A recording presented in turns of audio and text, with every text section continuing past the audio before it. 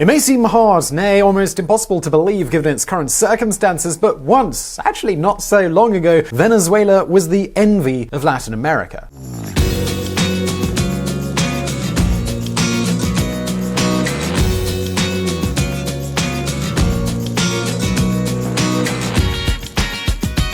We've talked a lot about current-day Venezuela on this channel. We told you what's happening, why it's happening, and even some of the things that may happen in the future. And I think that what's happening today is very clear to all of us. After almost 20 years of the Bolivarian Revolution, Venezuela is a devastated country. A country suffering a brutal economic crisis, as well as food and medicine shortages and increasing insecurity. It's something that logically has forced millions of Venezuelans to leave in search of a better life. Venezuela is going through a huge humanitarian crisis. But hold on just a moment, because it wasn't always like that. As I said once, not so long ago, Venezuela, it was a prosperous country, a country to which many people immigrated in search of greater opportunity. If you want to learn more about this Venezuela, well, listen up.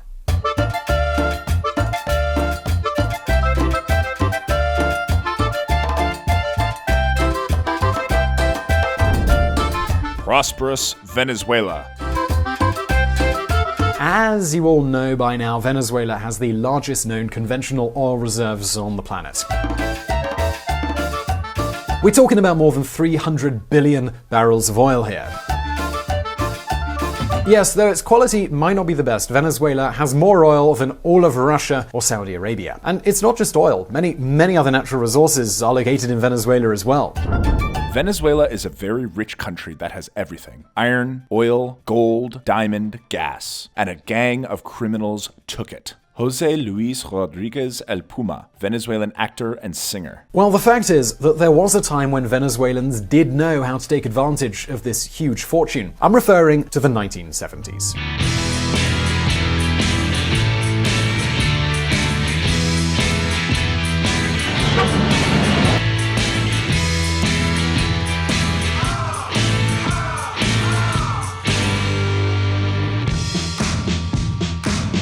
You see, at that time in Venezuela, things were going smoothly and full steam ahead.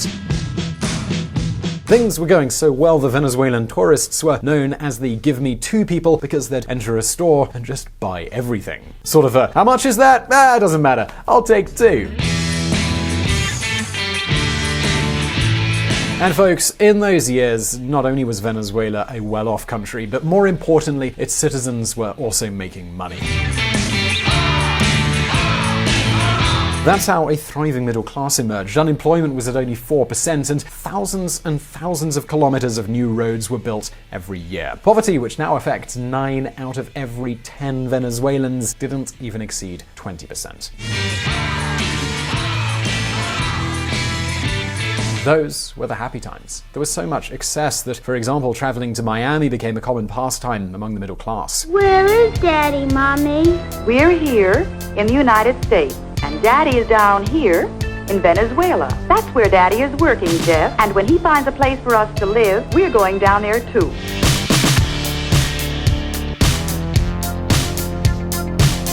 And you know where one could find the best and most expensive French restaurants in the entire region? Well, yeah, that was in Caracas. What's more, Venezuelans became the largest whiskey consumers in the entire world. Yep, you heard all of that correctly. Back then, it seems like this country was going to take over the world. Mire, un radiocito bueno, un reloj, un tocadisco, un grabador. Tómate tu zapatín. Esto te lo podemos dar a vos a un precio especial. Esto te lo podemos dar a vos en 45 bolívares. ¡Qué mollera!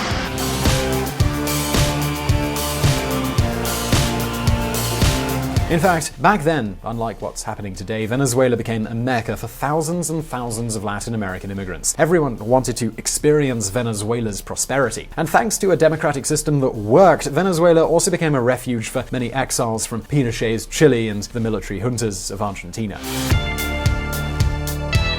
However, clearly, one day, that bonanza, it certainly ended. So the two questions we can ask ourselves are, how did Venezuela become such a prosperous country, and why did everything end? Well, let's see.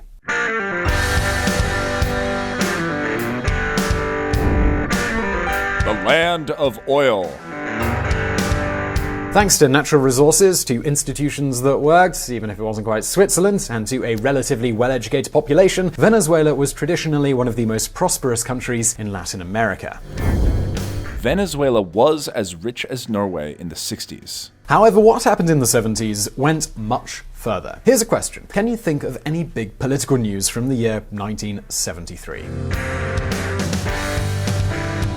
Well, in October of that year, the Arab countries that belonged to OPEC, the Organization of Petroleum Exporting Countries, decided to punish the countries that had supported Israel in the Yom Kippur War.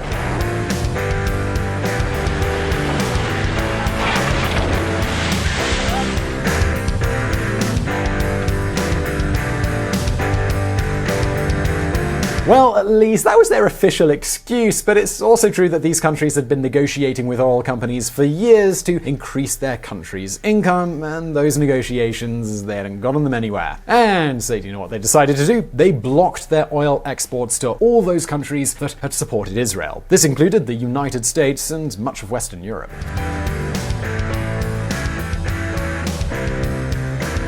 To give you a better idea, this action led to a huge cut in the world's oil production. This was a cut that hit the global market with enormous force, and it did it practically overnight. The effect was immediate. Within a short time, the price of an oil barrel went from approximately $1.60 to almost $10. Overnight, oil-producing countries, they became rich. As you might know, Venezuela, it might lack some things, but they have as much oil as they could ever need. Well, today they still have the oil, but Maduro's government can't extract it, which is like basically having none at all.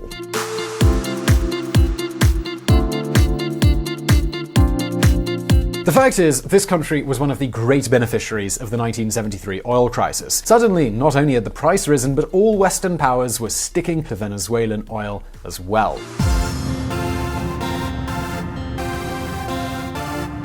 With the blockade, it had become clear that Venezuela was a much, much safer supplier.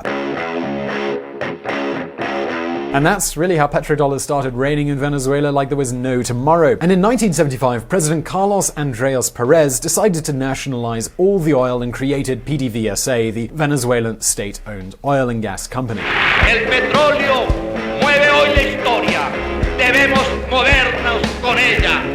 From that moment, most of the petrodollar rain ended up in the state's coffers, and of course they began to spend it like there was no tomorrow. Those were the crazy years in Venezuela. In 1977, the practical Venezuelan per capita income was twice that of the rest of Latin America. Caracas, it was a boiling pot filled with buildings and projects absolutely everywhere. But hold on a second. As you can see, this bonanza was mainly caused by the huge amount of petrodollars that began to flood into Venezuela. Venezuela was a very successful country precisely because of the oil rent, which lasted until the 1970s. This income allowed the country to finance its services modernization. Humberto Garcia Larralde, Venezuelan economist. When a government starts receiving so much money so suddenly, it has either two options: spend it like crazy or invest it seriously and use it to boost the national economy. So, well, what do you think the Venezuelan government did? Well, listen up.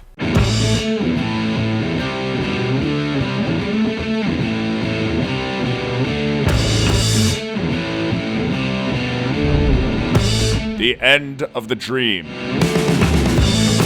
With all the money produced by the country's oil, the president of Venezuela, Carlos Andrés Pérez, promised that the country would fully develop within just a few years. And which strategy do you think he used? Well, check this out.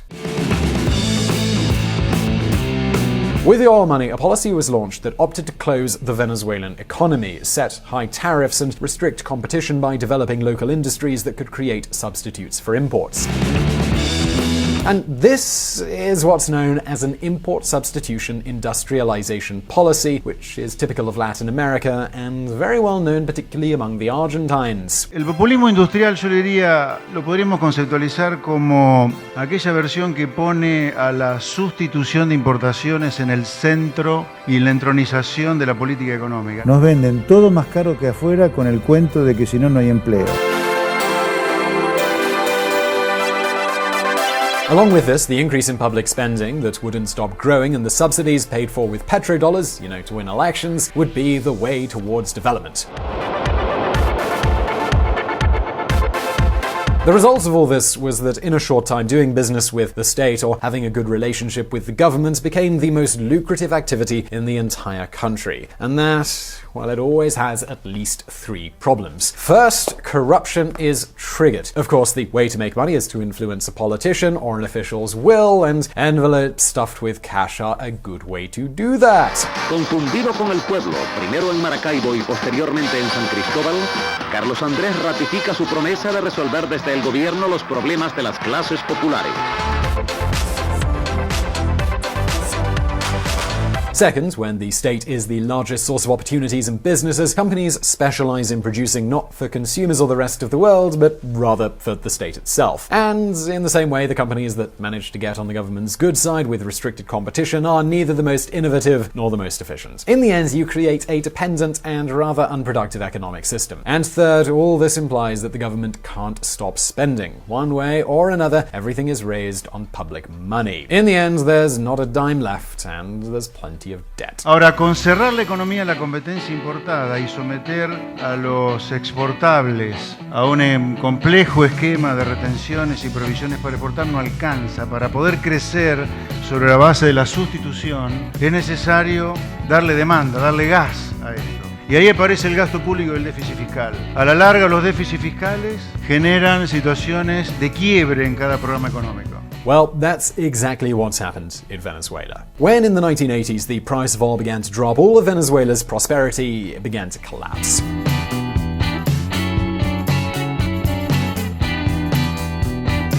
In 1983, when so-called Black Friday occurred on February the 18th, the bolivar dropped against the dollar. This was the first warning. But the government, they ignored it. It continued with its plans, spending like crazy and favoring friends of power. In 1989, things they couldn't keep going, and the Venezuelan economy underwent a huge crisis.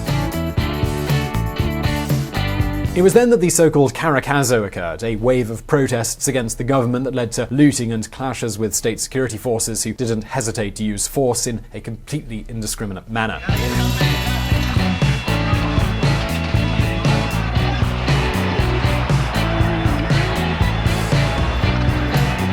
The result was scary. According to official data, 276 lives were lost, and some unofficial data speaks of about 3,000 people dying. Venezuela, they had begun a race towards the abyss.